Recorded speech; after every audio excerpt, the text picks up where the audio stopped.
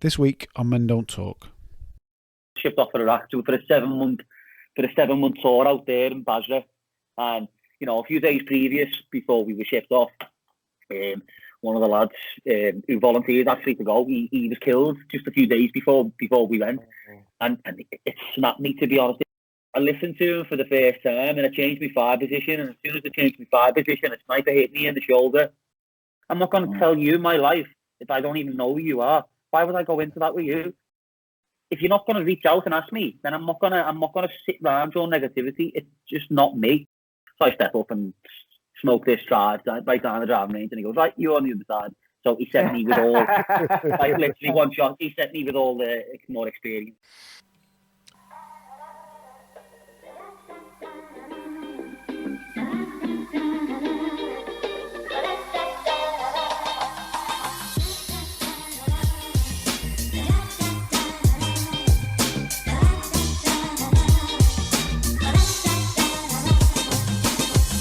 Okay, welcome to another episode of Men Don't Talk.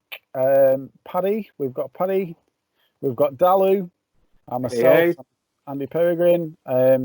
So, Paddy, Dalu, I've got a special guest on again. We have got Mr. John Devlin, a fellow Scouser. To Paddy, that is. Hey, don't forget me, lad. I first said about John's story, I'm a member of the Legion Club, partly because I like playing snooker, but also help the heroes and support the heroes and all that kind of stuff. And they sent out a magazine recently, and there was a story on there that jumped off the page, and it was your story, John. Well, firstly, welcome. How's your day been? What have you been up to during this COVID isolation? Cheers, James. Yeah, I'm good, thanks. I've just been on the golf course today. The golf courses are back open now, so it's all guns blazing for me. Just get myself out there every day and get practicing, get myself ready for tournaments. So I'm good. You look like a happy man, to be fair, mate, honestly. Us lot as comedians, look at these sad expressions on our faces, and you get on ex-army and you're like, hey! Love it. The only time you will see me smile anyway. It's been great, to be honest. Yeah, just get myself out on the golf course. The weather's been superb. We've had great weather on lockdown, haven't we? So, the courses have only been open for 10 days now. So I've just been blathering it, just getting there every day and doing my bit. Great stuff. I might just start us there at the end of the story, because you are you're a pro golfer, is that right now? Yeah, I'm a pro golfer. Yeah. Yeah. What kind of level is that then? You're in tournaments? You've won a few, have you? Yeah. So I went to I started the PGA degree a couple of years ago, and done well on there. Like smaller events for professionals, like teaching professionals, and then I got picked up by a couple of sponsors to go and play full time. So I come away from my degree and then just cracked on full time. So. This year was supposed to be my breakthrough year to get on Euro Pro, but obviously with all the COVID stuff going on, it's been cancelled. So I haven't been able to get on the tour that I'd like to get on. So it's just regional now for me for the rest of the year, unless we bring out any other tournaments. But I can't see it with the lockdown. So everyone from like European Tour or PGA Euro Pro or Challenge Tour, they'll all drop down into the regional tours, and then the competition's going to be a lot harder, like, because we got them elite players playing on smaller league tours. So, but I think I'm capable of playing and holding my own with them. So I'm looking forward to getting going again. Great, nice. Sounds amazing, that. So you with the golf then, does that help you mentally? I know you've got a mental health story, and we'll get to there, but I guess even during COVID now, you've got a smile on your face, and I agree with these guys. It looks as though that's quite a recent little uplift there with the golf courses opening. Yeah. Is that your coping mechanism, to go out there and smack a ball as hard as you can? It's not. It can be. It can be. I mean, I've got different coping mechanisms. Me, so obviously golf was the main one for me. It was about 5 years I started taking it seriously through a charity called On Course Foundation.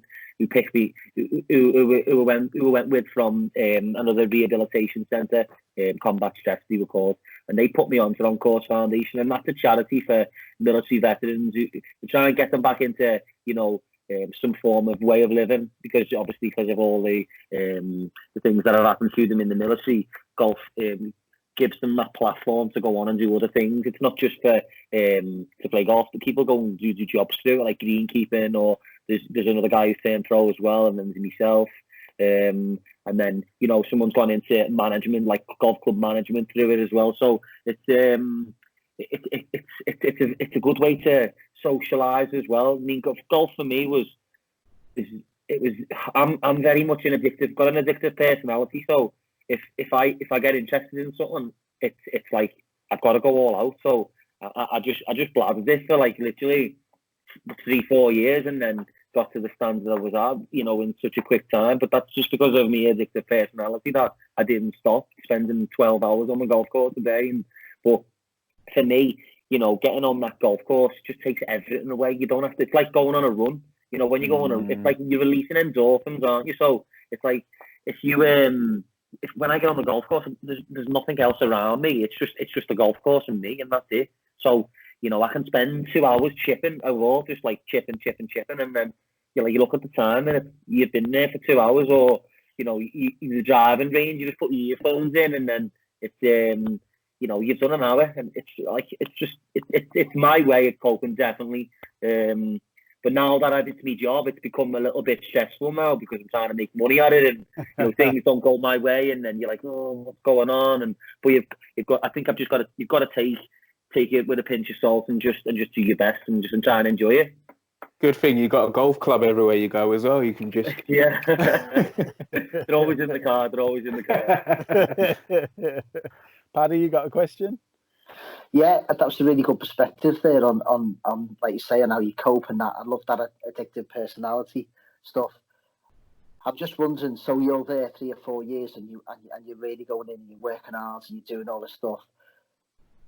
There's got to be some natural ability there, though. And when was it that you started sort of recognising that was it? Did you feel it, or did someone say, "Listen, I actually think you're pretty decent at this"?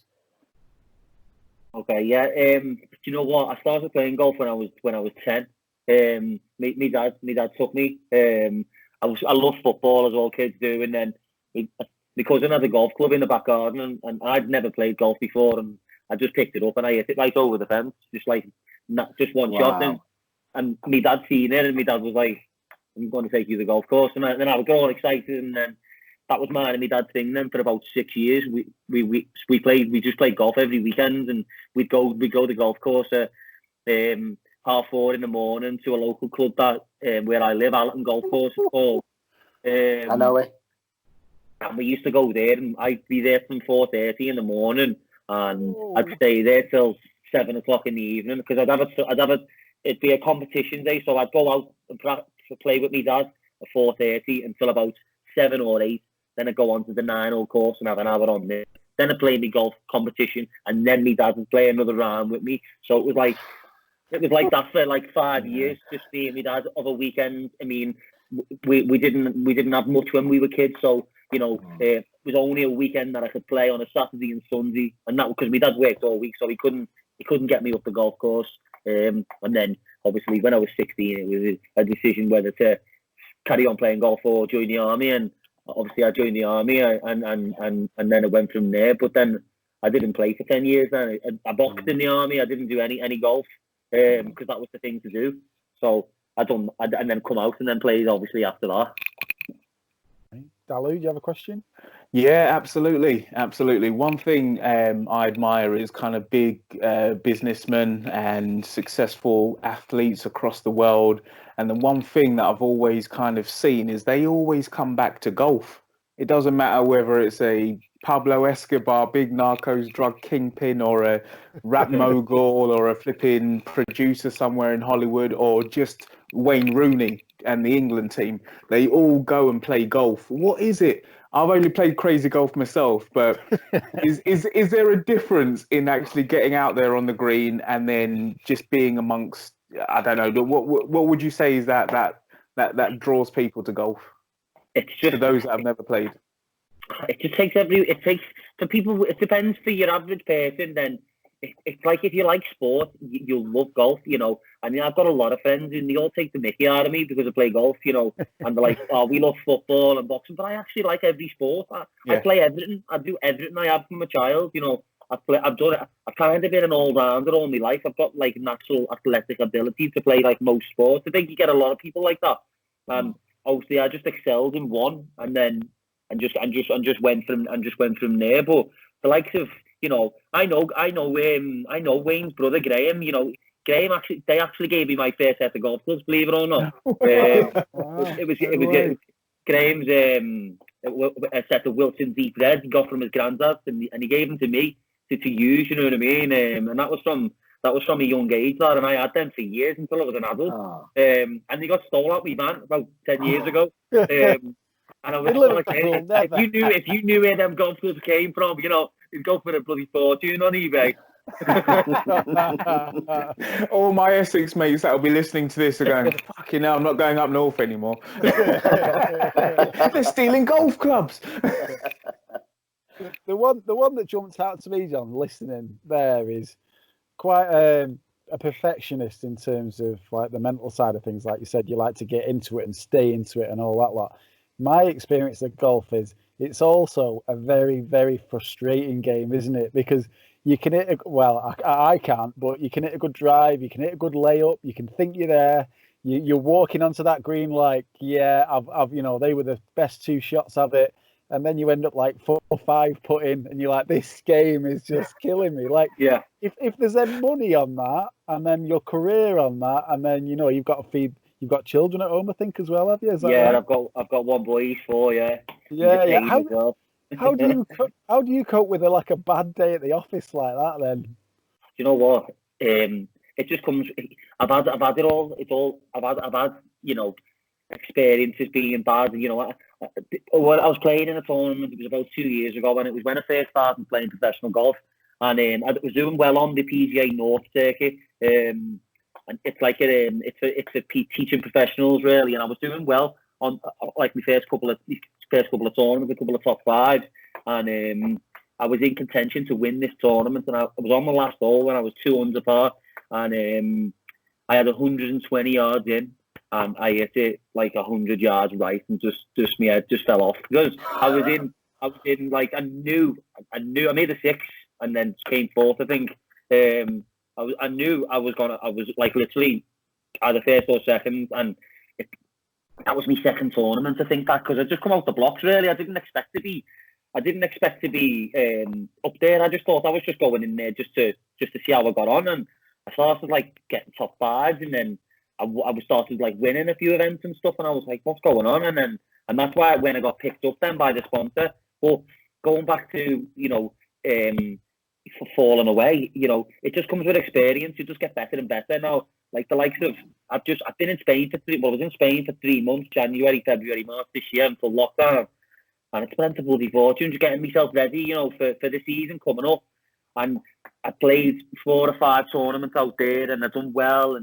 But you've got to just keep your concentration and just think your day will come. You just got to keep going and going and going. Now, that mentally it's hard, but if you've got a good team around you, you've got good sponsors, and you've got a good caddy, and you know, a good family and a good supporting wife, then you know you'll get there in the end. Now, I'm nowhere near the finished article, nowhere near, and I don't think I ever will be. And I'll just keep working on myself. That's me. Right, Dalu, go on. Question? No, I was just going to ask a question. In regards to yourself, you seem like you've got things really kind of settled in very positive space at the moment, and obviously in the introduction to things, Andy was mentioning about your experience in the army, and I've had family and friends go into the army, both black and white and all sorts of creeds and colours, and they've had really good and bad experiences from their time there. What was your experience like? So my experience in the military was very up and down. I had some of the best moments of my life, but I also had some of the worst. I also had some of the worst moments in my life. I try to focus on the positives and stay away from the negatives. That's what keeps me afloat these days. That's what keeps me like from tipping over the edge. I've done loads of work on, you know, the mind and stuff like that, and how to stop myself from, you know, getting too much over the like. I learned a bit about on rehabilitation when I went to rehabilitation. My body's like my mind is like a water bowser, so I'm always like towards the top edge of the water bowser. If I get full, I explode. So I just try and keep my water bowser half full, and then if something bothers me, then I just try and sort it there and then it doesn't keep flowing up and up and up and up, and then I explode. But for the likes of, you know, trying to keep myself positive, the negative. My military experience, I went off subject a little bit there. I do that sometimes. My experiences with, as you know, all lads with PTSD, they've all got ups and downs, and you know, I had more ups and downs. So just trying to focus on them, but I don't know. I've got loads of bad things, but I try not to think about them, because if I do, then it just tips me over the edge. Do you know what I mean? Absolutely. You know, so I don't know. Were you asking about? Do you want me to tell you about some of the negative things that in my? No, I just if you can just kind of give us an introduction, so how you got into the army, maybe, and then just kind of from there, the kind of like a highlight reel, okay. if you say, like, it was match of the day, and then what we're going to hopefully do is kind of delve into a few things from that as well. Okay, so I've got loads of great things to tell you. I mean, like, there's loads of funny things. You'll laugh your head off. I'll tell you the story in a minute, which is superb. So I joined the military when I was 16. I was the youngest intake, and I was fit as a fiddle. I was a flyer. I did actually go for parachute regiment, but I was only 8 stone, and he said no. He said I was too small, and I was only 5'4". You'd be like that, float coming out of parachute. I was tiny. I'm like 5'9" now. I'm like 12 stone. So you know what I mean? But back then I was so slim, so skinny, and you know, just a little boy really. You know, I've got pictures there, and it's just like people have just said, you look about 12. I looked a baby. I shouldn't have been there, but you know, it is what it is. And just you know, when I went in at 16, you know, I had section commanders, the calls, and they try and break you when you're in training. And we do you do a 3 month training, and then you do first phase, second phase, 3 months, and then your second phase is your trade basically. But I was infantry, so it was just pure grueling. And some of the stuff the lads was doing, you know, they stand on your hands while you're doing press ups, and you know, throw you through the, you know, all the mud, and press ups until you can't move, push pull ups, and which I loved all that. I was very, you know, I was all for it. Now going into like a story, so I won best PT as well, by the way, because as I say, I was fit as a fiddle. We had 5 presentations towards the end, and when I passed out, I got presented with the best fitness for being a phys freak, basically. Oh. So I was made up with that. My family were there, and you know, it was a great day. And then you get shipped off then to battalion, which was only around the corner for me anyway, because we were in Catterick. And so I went in. So I was a little cocky. I swear a little bit, by the way. So if I do, I'm sorry. I don't. Don't worry, no. You can edit it and just take it out to whatever you. No, we'll leave it in. We don't care about that stuff. Go for it. Yeah, sounds okay. So so I was basically just a little shit when I joined the army. I was constantly answering back to people who were older than me. I wouldn't do as I was told. I'm a scouser, you know, and that's what we're like. We don't listen to anyone. We do what we want. That's the way I was anyway. And obviously I came from Morris Green, Crocky. You know, went to Delasell. You know, I'm just one of them kids, just an hard-faced kid, and I had a few problems when I first joined. I was fighting with a few other people, and just a little shit, like, as I say, yeah. And then obviously I turned 18 then, and then we got shipped off to Iraq. We got shipped off for Iraq for a 7-month tour out there in Basra. And you know, a few days before we were shipped off, one of the lads who volunteered actually to go, he was killed just a few days before we went. And it snapped me, to be honest. It broke me, because I weren't really sure what was going on, because obviously, you know, being so young, I was so gullible to everything. I I looked at the news and I didn't really watch it. And I was like, what's happened there? And then it come up, the lad had died, and I was like, oh my God. And then my head was gone a little bit then before we'd even gone. And then we got there, and then we got on the helicopter, and we flew into Kuwait, and we had to get the helicopter into Basra because you couldn't get a flight there. And he set off one of them Shamuli things from the helicopter. I shit me pants because I weren't expecting it to go off. It's just a light up, the sky sort of thing. You weren't firing nothing on it. It actually was setting it off, and it's gone off, and my heart's pounding around my chest. Oh. We haven't even got there, and I'm like, Jesus, and then we were literally, we had to go in, set all our stuff up, and all right, because the lads were there and we were all having banter, and a few scouts was in there. One of my good mates, John Parry, he looked after me while we were there. He's a boss mate, and I still speak to him like literally every other week, and he's probably one of the only people I kept in touch with. But he always checks in on me. He's great. I've got a boss story about him, but I don't think he'd like me telling it. So we'll do it off the record, mate. Don't worry. Don't use his name. Use a false name. We'll be fine.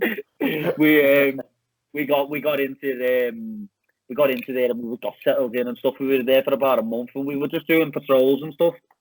Just peacekeeping basically. And then it started getting a bit messy. Then we started getting shot at. People started getting blew up, and then. We went up to this is my story, and this is where it all kicked off with me big time.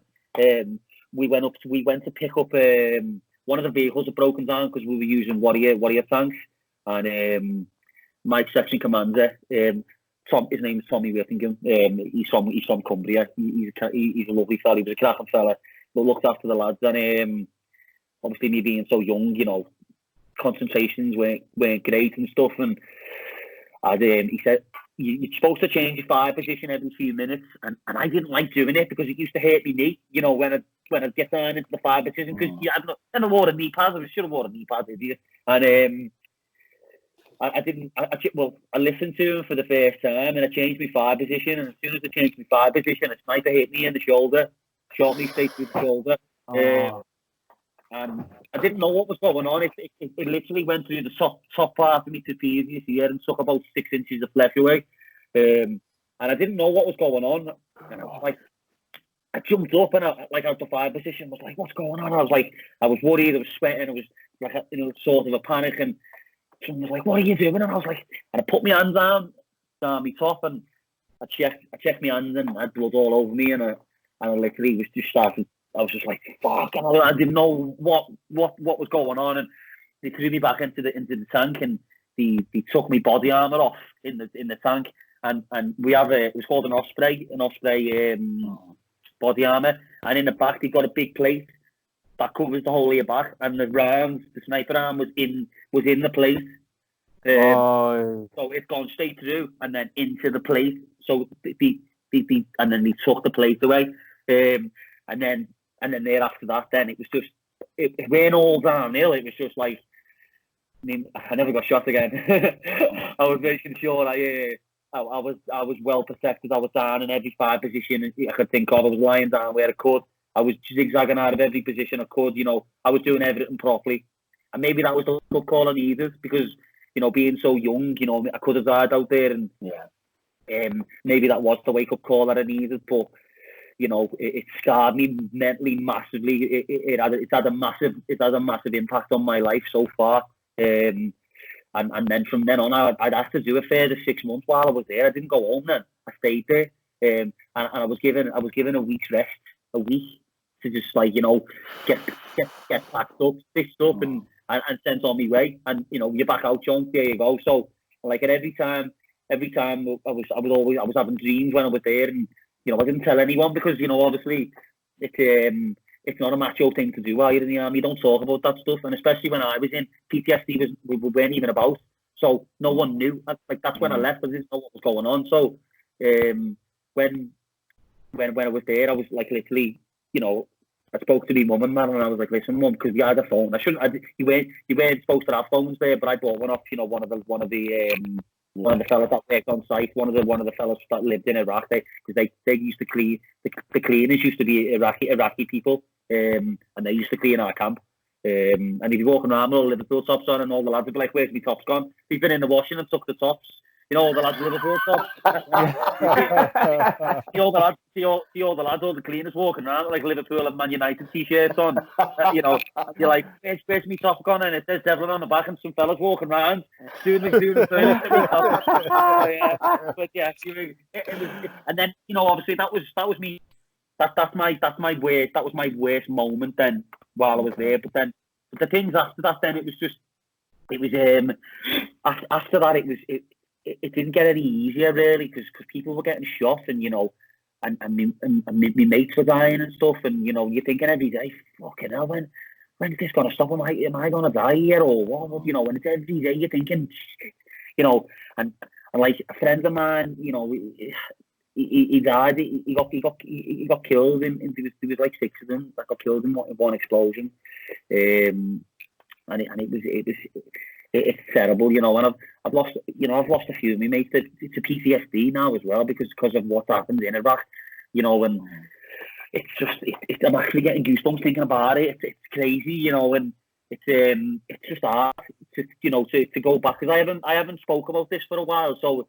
Especially, to be honest, I've never been open like this about this. Not even my wife. My wife doesn't even know this in detail. I'm sure she will when she listens to the podcast, and I might get a crack off it. But going into that's my worst moment. And then obviously the lads dying, and then constantly hearing explosions, and and then the things that came after it, then which we'll go into in further detail, when a bit later on. But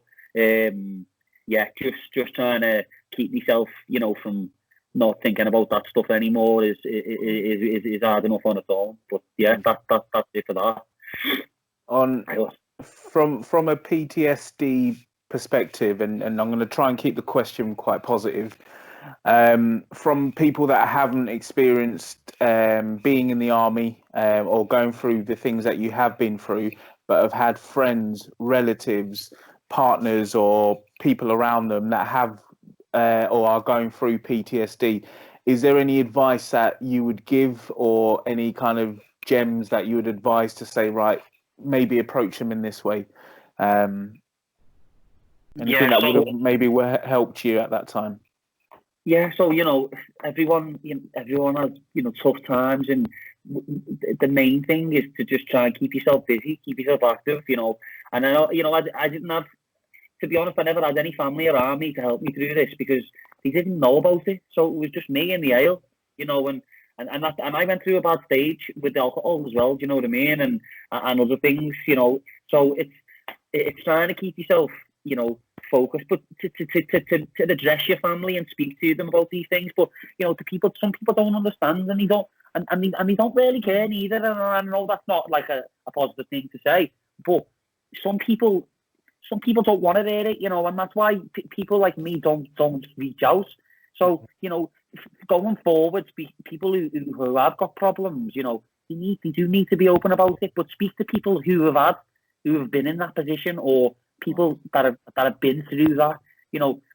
It's hard, because I don't want this to sound negative in any way, but you've got to speak to people. You can't just go to someone and say, I don't even want to mention certain people, but some people just don't get it, because I've got mates in the army who've been through the same stuff as me, and they haven't got PTSD to find, and they're like, how have you got it? I've been through the same shit as you, so, what's up with you, and why am I fine? But going forward with people who haven't been through, obviously, a military background, people you could have been in a car crash and got PTSD, or you could have had an abusive relationship and get PTSD. You've got to reach first thing is pick up the phone. If you're gonna do something stupid, pick up the phone. Because I've got a lot of mates. Because I actually have to go to recovery for me, for me alcohol problems and stuff, and which I'm not ashamed to say neither. And I weren't gonna mention that, but it's been a big thing for me, because if I get stuck, then I speak to friends who've been in the same position as me and say, oh, listen, going through a really bad time here, I feel like getting hammered, or, you know, because that's what a lot of people do. They just turn to booze and drugs. You know what I mean? Because it gets them through bad patches, but it makes it worse. So you've got to stay focused. You've got to do things like that keep you busy. You know, even if it's just painting the house or something. And I know it's hard because you don't want to do anything when you're in a bad position, in a bad way. You just want to sit there on the couch eating garbage and watching crap films, or, you know, stupid box sets. Like, you know, it's difficult for me to say, because you've got to try and find the right person, you know what I mean, to speak to. With me being with such a big charity, with Encore Foundation, because they specialize, well, they don't specialize. People who have got PTSD, there's so many people with PTSD, so we can talk to each other. So that's going forward. That's that kind of, you know. And I listen to, do you know what could be good for them? Podcasts as well are great. I listen to motivational videos every single day, and I like Will Smith and, you know, Denzel Washington, and I like, you know, what's his name now? Jesus, he's made loads of them. He's on Shallow Hal, the big tall guy. I can't think of his name now. Not Tony Robbins. Tony Robbins. Yeah, the one, yeah. Superb. If you listen, if people with, you know, problems listen to them, and you just get that bit of motivation, you know, that it's just about trying to stay positive and just keep them negative vibes out. But as I say, it's hard to keep that positivity. But you know, I'm lucky to have, you know, a strong character to get myself through the hard times. Because if you haven't, then, you know, obviously people kill themselves and all that, and it's you know, and that's where it leads to. If you're not strong enough to get yourself through. This sounds so negative, and I feel like I'm trying to get it positive. You know, people, you know, I'm just trying to get it right. So people listening, you know, I get it over to them the positive way. If you are struggling with your mental health, then speak to someone who's been in a similar position to you, or someone who's on the rise. Never talk to anyone who's a dream killer. Never speak to anyone who's going to shoot you down, because they will make it worse. And they're everywhere, them people.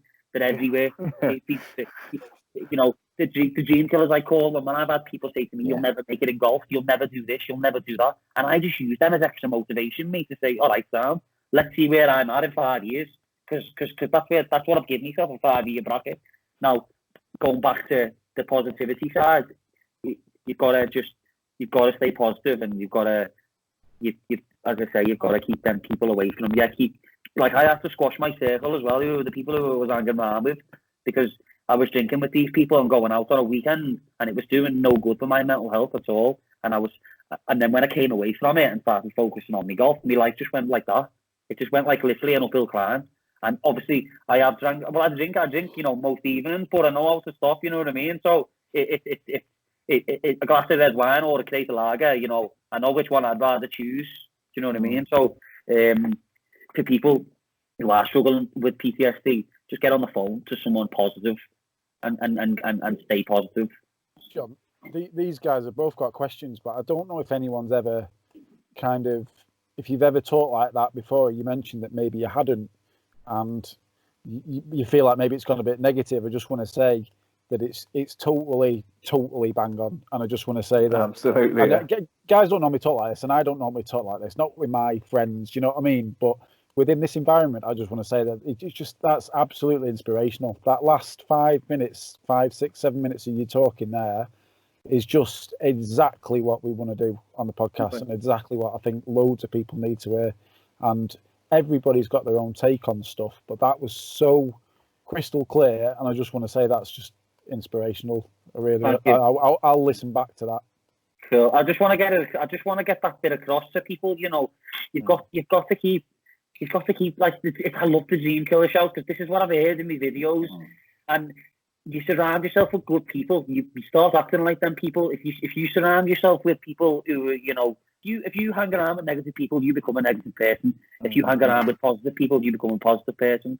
Like, my best mate is the most positive person ever, and we bounce off each other. We just bounce off each other. He'll tell me about motivational videos he's listened to, and I'll tell him. And he happens to be, you know, one of my golfing pals as well, and he also happens to be one of my sponsors, and he also happens to be my best mate. So it's like we feed off each other. But without having someone like that around me in my circle, I would have just fell back down, you know. And if like my dad always said, surround yourself with good people because then you become a good person, and that's just like my take. And it took me a while to learn that because obviously I didn't want to.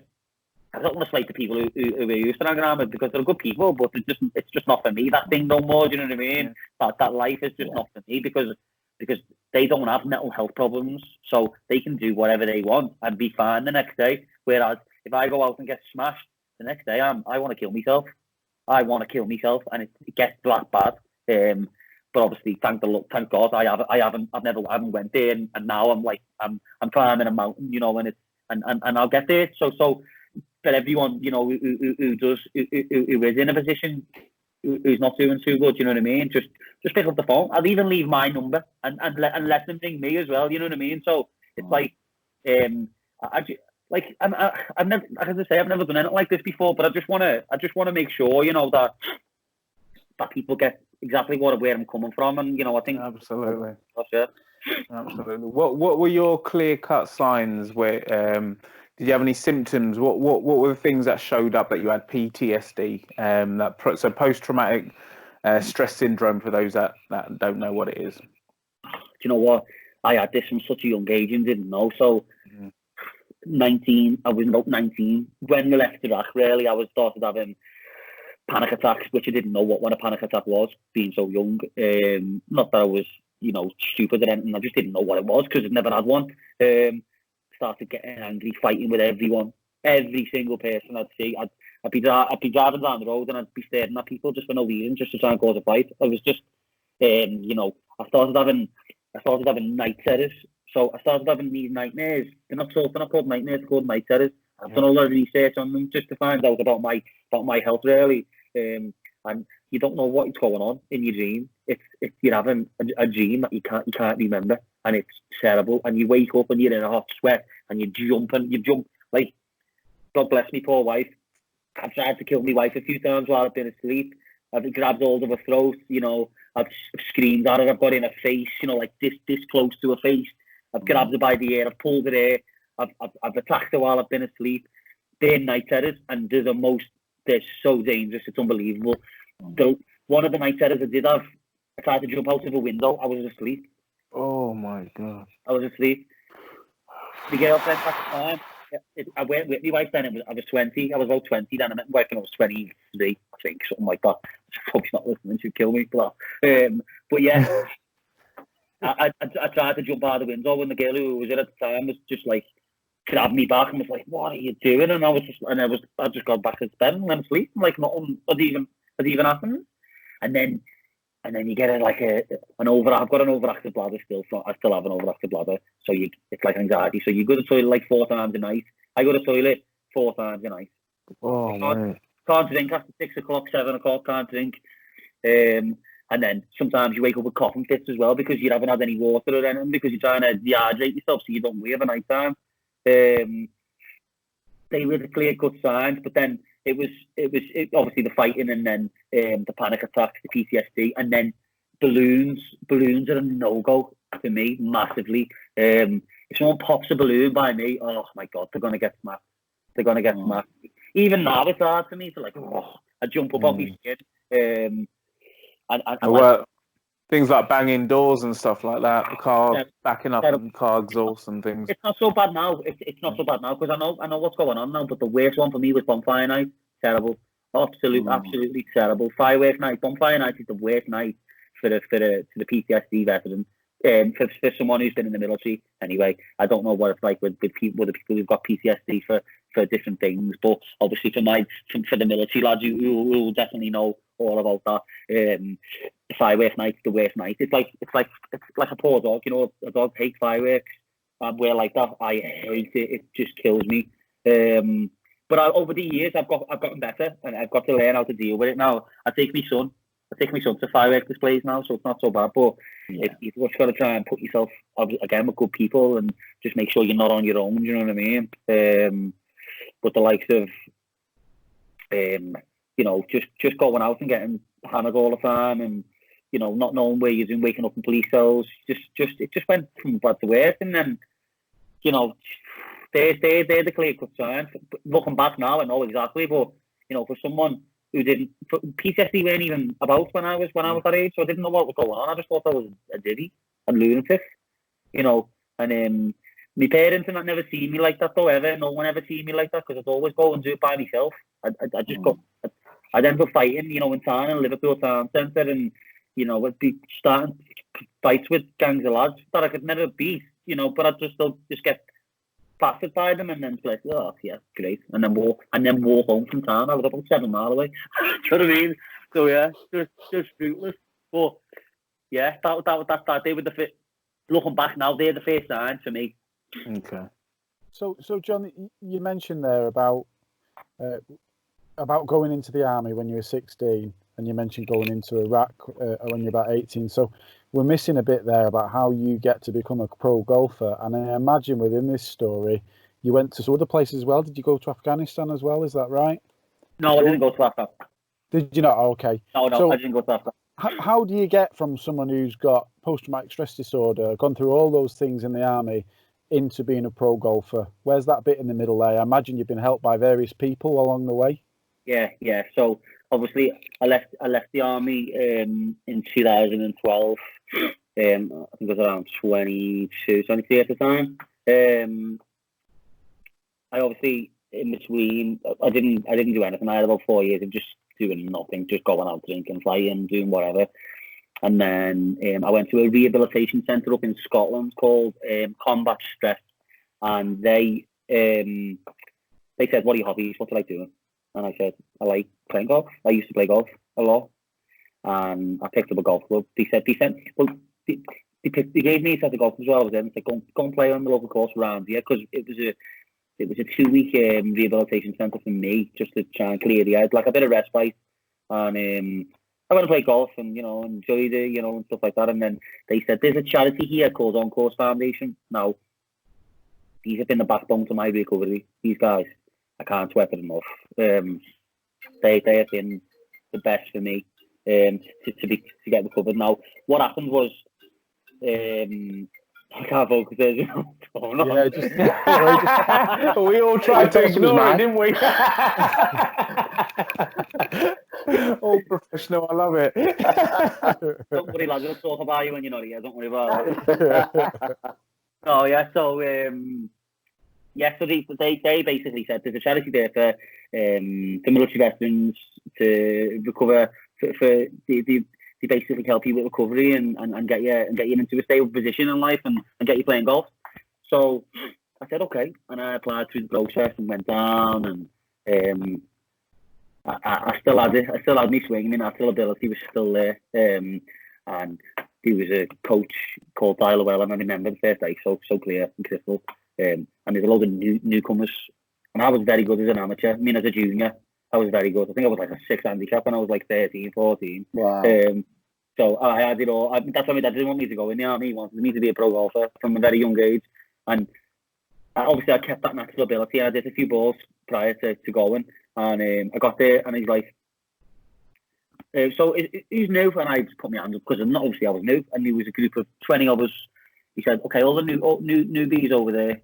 So they would give. So Tyler Wellen he's one of the PGA golf professionals who teaches the lads and the girls as well, because there's girls as well. And he teaches them how to play golf. And he went, okay, John, step up and hit the ball on the driving range. So I step up and smoke this drive right down the driving range, and he goes, right, you on the other side. So he sent me with all, like literally one shot. He sent me with all the more experienced lads who'd been there a while. So I walked over, you know, walked over, just like dead within myself, not like I am now at all, just very quiet, just didn't want to say much, couldn't even keep eye contact with people, and then obviously started playing golf with them. And what they do is they set up 3-day events all over the country every single month for people like me and people with who've also lost like limbs and stuff like that as well. So you have mental health side, and you have, you know, the physical side as well, for people who've lost like arms or legs or even blew up in Afghan or Iraq or whatever. And then obviously they go forward helping them guys too. So So I just kept going to these events, and they were down south, and it was a nightmare because obviously I didn't have a car or nothing. I didn't have any money or anything like that. I was just still a child, really. I'm not a child, but I was 23 years of age. You know, didn't have that much about me. I'd only had army experience, job wise. Hadn't done much. Didn't have any money, as I say. I was getting the train down to like China Fleet Golf Club down in right down south, and then going up to Dorset, St. Nelly, and all the way up there, miles away. And I started liking, enjoying the game, and then he was a guy he's an on-course foundation member. His name's Dave Onions. I'll always remember Dave, and I still talk to Dave quite regularly. He's a great guy.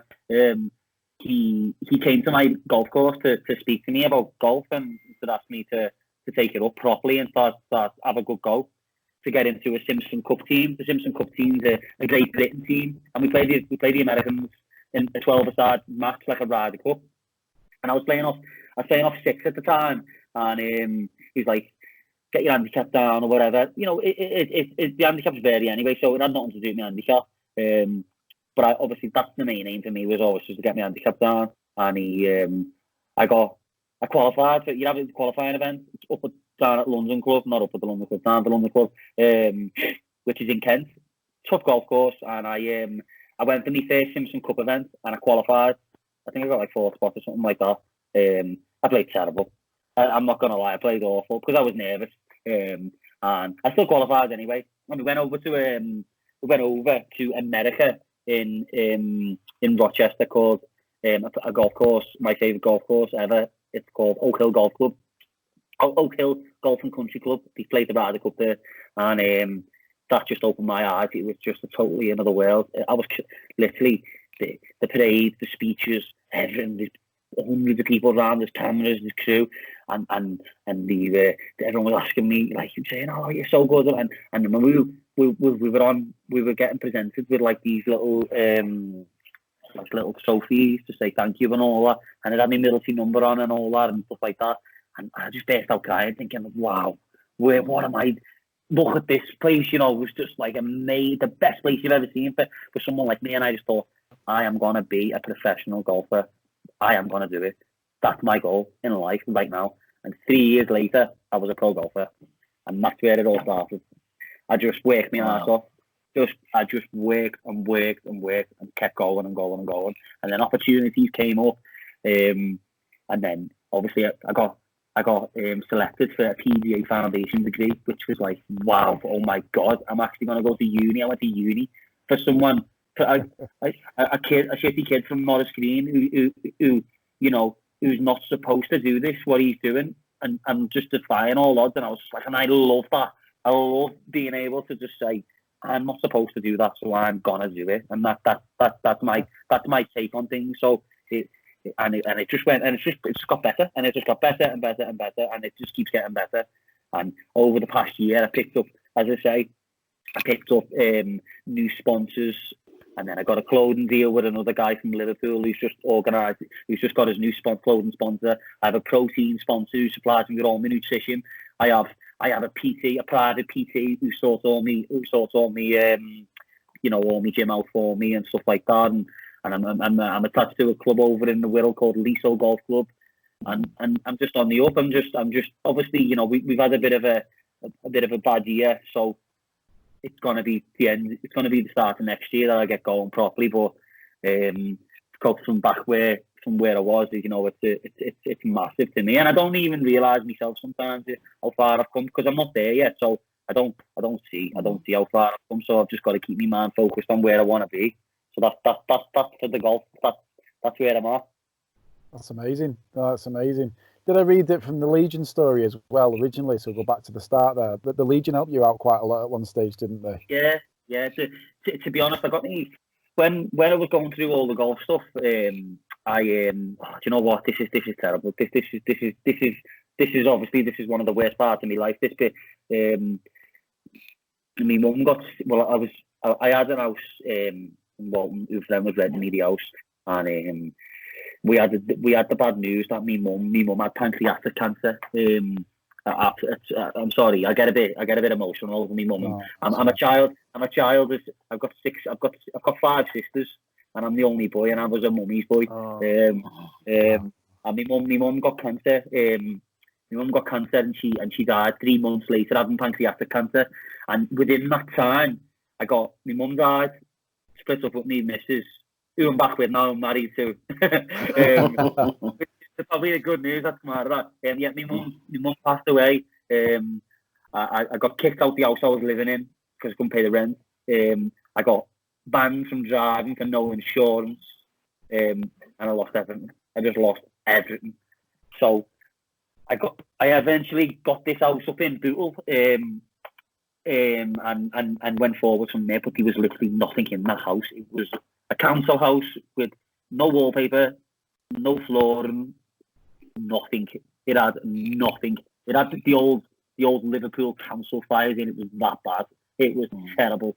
And I had to, and I'm obviously, I've got a bit of OCD, so everything's got to be like dead neat and all that. And I was like, oh my God, how am I going to do this? But it was somewhere, it was mine, and I had to try my best to try and get that house up to scratch. And the Legion helped me get paint and wallpaper, paint and carpet and food, and I got food vouchers and everything. It was that bad. It was that bad. I had nothing. I was on £130 every 2 weeks off the dole. I had nothing. Wow. And all this happened at one point in my life. It was like literally all happened in like 2 weeks. 2 weeks that happened. And then I had to move. What I done was I had to move in back with my dad, and stayed with my dad for a while I was decorating this house. And it took me about 3 months to get the house up and running because the house was in Bootle and my dad lives in Norris, so it's about 5 miles to get to Bootle. And I had no car, so I had to go on my bike to the house and then stay there all day and then bike it back to my dad. And I just done that every day, and I was just getting more paint, painting the house, just cracking on. I've done it by myself as well. I had no help from anyone. My dad. Well, I did. I was decorating the house. I'd done by myself. I didn't have any help from anyone. The Legion helped me buy paint. The woman was lovely. Her name was Michelle. She took me out shopping. She took me to Tascas. She took me everywhere. She was from Manchester. I'll never forget her. And you know what? I'd love to get a number these days and just give her a text and just say thank you for everything that you've done for me. And if she is listening, I thank you for everything that you got me and you helped me with, because I wouldn't be here today without your help. Do you know what I mean? And I hope she's listened to the podcast and she heard that, because obviously I wouldn't. She went to carpet shops and everything with me, and she took time out of her own time, to drive around with me. And she lived in Manchester as well. She was at my house at 6:30 at night helping me, with shopping into the house, and she checking in on me, phoning me all the time and making sure I was all right. And then obviously I got the house done to a decent standard, well, to a living standard anyway. It weren't a very nice house, you know what I mean? But it was mine, and I made the most of it. And then from there, I was just because the house is close to Bootle Golf Course, you see, so I was just biking it over. I had my golf clubs on my back, and I was on a pedal bike, and I was riding over with the golf clubs on my bike and just pedaling over. And I'd hide my bike in the bushes so no one knew the bike was there. And then I'd play golf, and then I'd go home, and that was it. And yeah, that was it from the Legion, and they helped me, yeah, and they helped me get furniture for the house as well. I have to go to a company called Bright House. I don't know whether you know Bright House. Yeah. I have to go to Bright House for my furniture. I pay my furniture on a drip. It's that bad, and today I feel I've got gratitude today, because it's obviously I'm doing really well, and I've got a really good life now, and I've lost family and all that. So it's I'm forever grateful to Michelle. And the Legion, if they didn't give me the funds, and God knows where I would have been. Could have been on the street or anything. So that's where I'm at with Legion. How did that actually work with the Legion then? You were ex-army at that point, and you reached out to the Legion then. Yeah, how does that work? Is that a phone call, or what happens there? I went in, mate, because I heard from a friend. He said that they help you get furniture and stuff. And I just went in. There's a pop-in centre in town in Liverpool, and I went in there, and was like, and they just see me, the look on my face, how bad it was for me. You could see right through me at that time how bad it was. I don't know what I look like, because obviously I can't see myself, but I've looked at pictures and I'm like, Jesus, do you know what I mean? I look terrible. I look drawn, my face looks skinny, and I just look terrible, you know what I mean? And And now, obviously things are great. So I just, I'm forever grateful for what they've done for me, because if there's any ex-military lads struggling, because I know there's a few on the streets and stuff, and I always go over to them and try and help them the best I can, because I like to do my bit as well, you know what I mean, and I'll help where I can. But some people don't want the help, it's just, I don't know. Some people, you get put in hostels and stuff, and there's all kinds of abuse and all that in there, and people don't want to go in them places. So, they asked me to go in a hostel, and I'm like, I'm not going into a hostel, no chance. Do what me dad, and then sort myself out that way. But some people haven't got any family, have they? So it's difficult, But going forward, they even if I needed them now, I think if I phone them up and said, listen, the couch is ruined. I've got a couch. I've got no money either. Can you help me? They help you get a couch. That's how good they are. Yeah. Anyone who's struggling, with financial difficulties, go to the British Legion and tell them what happens, and they will do the best to help you, because they're all volunteers as well. Remember, they're all volunteers that work there. So there's no heart stronger than a volunteer. Amazing. Yeah. It's a fantastic network. We link with them in work as well. And one of the first things that we ask when we go out and support people is, have they been in the forces, have they served? Because we know that there's such a they're so supportive. So, but even my old fella was in that he goes away because they've got hotels in Scarsborough and Southport. So even now at 80 yards, he can still get a week away for nothing because he was in the forces. They're amazing things that they do. I just wanted to come back briefly, John, there, and we're none of us are psychologists in any way whatsoever, and we're not kind of claiming to be experts. So I guess but what I would say is with post-traumatic stress is, I thought I had a bit of a mild kind of version of that, and that's why I saw a counsellor over the last year or so, but very, very mild. Me whinging about not seeing my kids compared to all the stuff that you've been through there, but it's a shame. But we all have our own kind of like stories, I guess, don't we? But I assumed with something like post-traumatic stress that if we had someone on to talk about that, then yes, they might talk about you've got to think positive, you've got to do the things that you love to do and all that lot. But I assumed, and I might have been totally wrong, that kind of level of distress or whatever might require some delving into those emotions and what it was like, and some kind of therapy and clinical side of things. Did you ever undertake a clinical side to like psychologists and all that kind of stuff, or not? Or have you kind of found your own way? My psychology is what I do on myself through motivational videos. That's my psychology. That's my motivation. I listen to that stuff every single day without a shadow. While I've been in COVID lockdown, I haven't. I won't lie, and it's been a bit of a dark place. COVID, everyone not too much.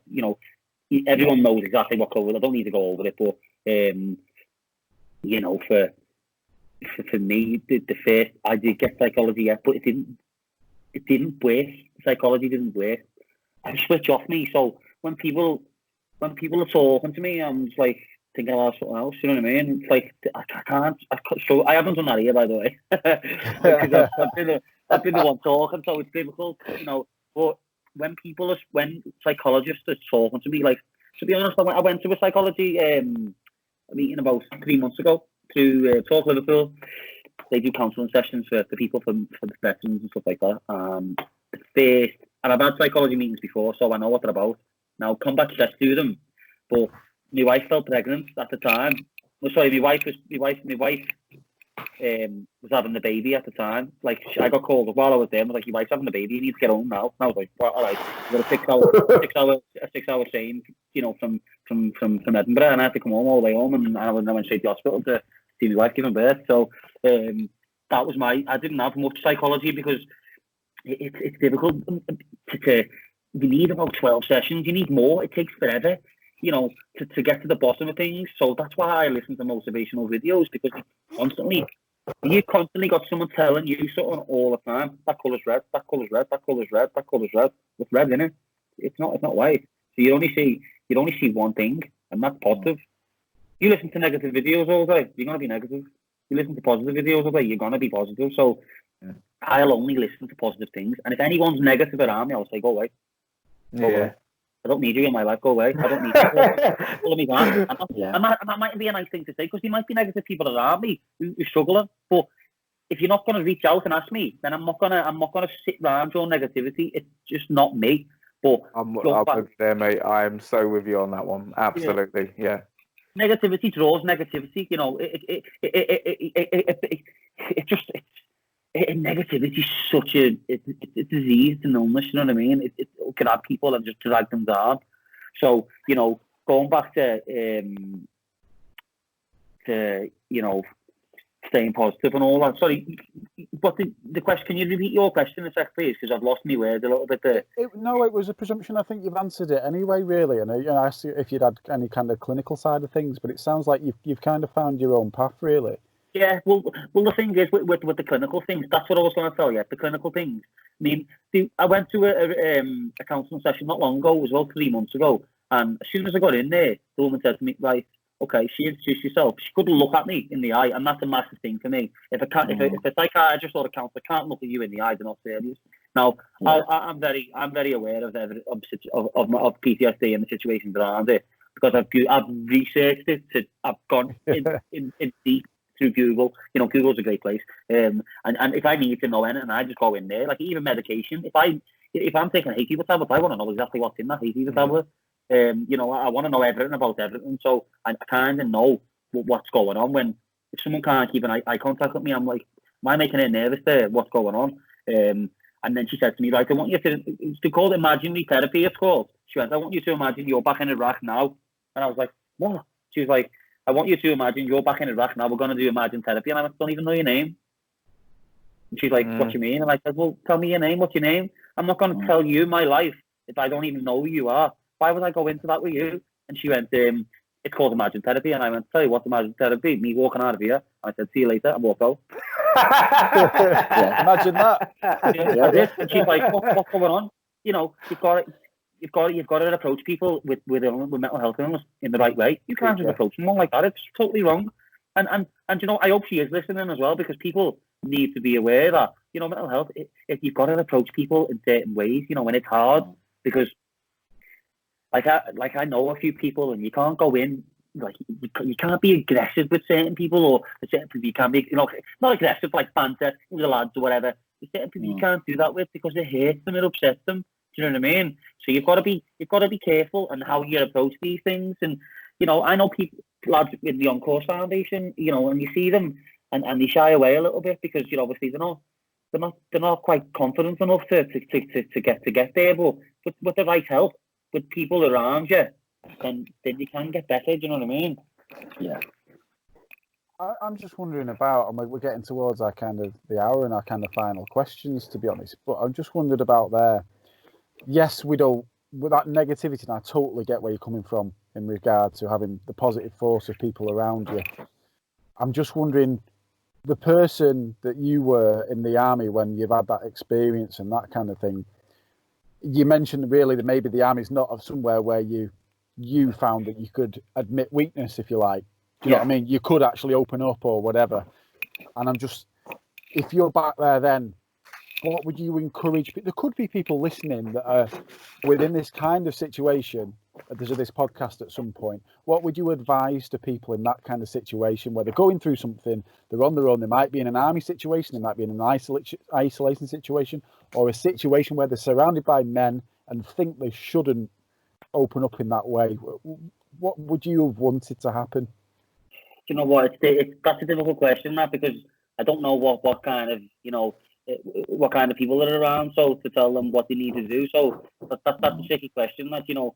So, you know, I don't know how the army works, so I don't know what people are like. Do you know what I mean? But I think a lot of more people are getting on to the fact that people are suffering with PTSD. So there's a lot more around in the army now. They might be a little bit more around, you know, is he all right there, or, you know, do I need to check on him? Because in the army, it was just down to yourself. You know, if you weren't strong enough, you'd be bottom of the pile. You'd be run to the litter. You'd get picked on. You'd get picked on. If you didn't fight for yourself, you'd get picked on. Without a shadow of a doubt.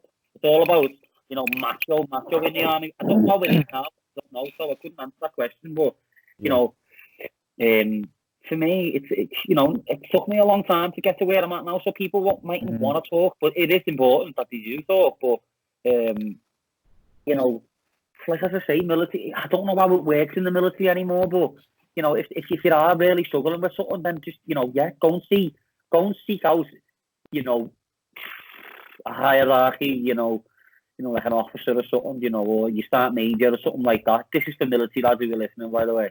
You know, because they do listen. Because I had a great sergeant major, Percy Gardner, his name was. I hope he is listening. Because he was superb. He helped me out loads. When I was going through a bad patch with me, where I got shot, I tried to claim compensation for it, and he said that I was out of the time zone to claim for me shot wounds, which is disgusting. So he wouldn't pay out, and he sent all pictures over and all that. He backed it all up, and in the end we got where we needed to be. So it was good, you know what I mean? But people like him, he's a great guy, and if you're in trouble, he'll help you. And you need to go and seek someone. If you are struggling, then go and seek someone who will actually help, not someone who'll just take the piss out of you. You know what I mean? Don't go and see your mate. Yeah. So don't go and see your mate and say, listen, I'm having terrible nightmares or something, because people just lack it. In the army anyway, this is what it was like to me. My mate would just roar off me and be like, shut up, you div, or, you know, what's up with you, get on with it, you know what I mean? Give me a kick up the arse or something and step on. But now, you know, I don't know how it works now. You know, that's the question I'd have to bring up with one of my mates who's still in now, and I'd have to ask him, and maybe get back to you on a different day there. Yeah, we'd love to have you on again, wouldn't we, guys? I think. Oh, absolutely. I think one thing I've taken away from today is how young you came out of the army is the age most people are either going into uni or kind of in halfway during uni. So what you've experienced in terms of that life experience through seeing life, through seeing death, through experiencing life and death and seeing all sorts of atrocities, but also having these beautiful moments, you've had like 50 years, 20 years, do you know what I mean? Where at 20, their first exciting thing is probably moving out of home. Do you know what I mean? Staying up with their mates and having a few lagers and things like that, where you're actually coming from a place where you've had life-changing experiences, mate. So I'll give you full credit for coming on today, for still being here, mate. You know, being able to share your story. So I'll give you full honor, credit, whatever it needs to be said, mate. Honestly, I think whatever you're doing, continue to do it, but continue to get your word out there, your testimony, mate, because that's going to definitely change some lives and help some people. I hope so. I hope I can get it across to, you know, to people who are struggling, and, you know, I'm always here, you know, to people who are struggling, military, and people who haven't suffered with, you know, military experiences. I'll definitely help anyone the best I can. But I'll never be fully recovered ever. You know, I've got to work on myself every single day. So, you know, for people who are, you know, in a good place, you know, and think they're gonna just keep yourself in check and just keep yourself motivated, because that's the most important thing. Absolutely. Just brilliant, such brilliant advice, it really is. And what I would say to this as well, you know, when you listen back to this, and you were saying, did I get it across? Did I get a message across? Wait till you listen back to it. You flipping did, lad. Seriously. I hope so. Brilliant. Has anyone got any final questions, Paddy? Any final questions? We have a lot of comedians that come on, and we asked them a question about to name the two favourite comedians, but I'm going to change it and ask you. So what we do is we get, say, your two favourite comedians, take the first name of one and the second of the other. So, for example, it could be Spike Milligan, Joe Brand. So you can either do comedians or your favourite golfers. Okay. So you want me to take the first name from a golfer and then the second name from another golfer? Yeah, two favourites. Is that what you want me to do? Well, got to be Tiger McIlroy, hasn't it? Are you going for Tiger for his skills, or? Get it in the hole, that guy. Tiger Woods is my inspirational person, most inspirational person in the world to me, to what he's been through as well. I watched him at the Masters last year and literally cried my eyes out watching him after he won. It was for most golfers, it to see someone go through what he's been through and people tell him he'll never ever win again, and to go through that, it just hit home for me massively as well, because I've been told all my life that I was never good enough, and don't ever let anyone, people who are listening, don't ever let anyone tell you you're not good enough. Follow your dreams and just work your ass off and get there. Yeah. What about, so John, what about from a personal situation? There must be some people close to you there that have helped you out in your journey as well. Yeah, me wife Marika, she got me through a terrible time, you know, with everything went on with drinks and drink and stuff like that. She pulled me out of the dark hole, and you know, without her, I wouldn't be alive today. I would definitely be under the ground, definitely, without a doubt, and I wouldn't have my beautiful son. She helped me through everything. She stuck with me through thick and thin, like everything. The stuff I've done, that been out on benders 3 days, 4 days, not come home, you know, and I've come home and she's been there for me, and you know, I owe that girl my life. I really do. But as I say, without her, I would be dead, definitely. So to my wife who is listening, thank you for everything that you've done for me, and I love you loads. Oh, that's lovely. That's a lovely end. That's the lovely end. Yeah. Love that. So what are your hopes and dreams for the future? Briefly, where are we going to see you? Hopefully on European tour. But I want to get onto Europro. That's my main. That was my main goal for this year, was to get onto Europro tour, PGA Europro tour, and then you go on to Challenge Tour, then and obviously European tour. I want to get onto Europe. That's my next step, Europro. But obviously with it being cancelled this year, it's a step back. But there's regional events I want to win. I want to get my name on the ladder. You know, I've got good support. It's all garbage with people being furloughed and stuff like that. It's tough for my sponsors to give me money. So, you know, I've just got to try and, you know, save my money and to do the best I can. And, you know, get the golf clubs out, lad. Get the golf clubs out. I'll get them out. I'll just work my ass off, get myself on Europro, win on Europro, get myself on Challenge, win on Challenge, get myself on European Tour, qualify for the Open next year. They're the big things for me. I'm gonna try my best and do the best I can. And I think everyone here, I don't know whether I can speak for them, but I've just got a feeling you're going to do it, mate. You've got a drive and determination that just speaks out of your skin, mate. It just comes out of you, and I think it's very inspiring, especially from everything that you've been through. Like you've just, brilliant, absolutely brilliant. Thank you, appreciate it. Yeah. Teddy, we couldn't think of a better guest when we've had the Jordan Mental Health Awareness Week. Yeah. And you know what? I just got onto that. It was Mental Health Awareness Week, and I was like, wow, what a week for it! What a week for me to, you know, to say me bit, you know. And obviously, I've never spoke about it before, so you know, I don't know how it's going to turn out, but I hope I got my message across. I hope people can relate to what I say, and if anyone is listening, just there's hope, you know what I mean. So that's me. No, it was great, John. From my side of things, I think you know, we like people to listen to this. So if you can share anything, that'd be great, and we push it ourselves. But I think it would be a waste for your story to purely be on this podcast. I really do.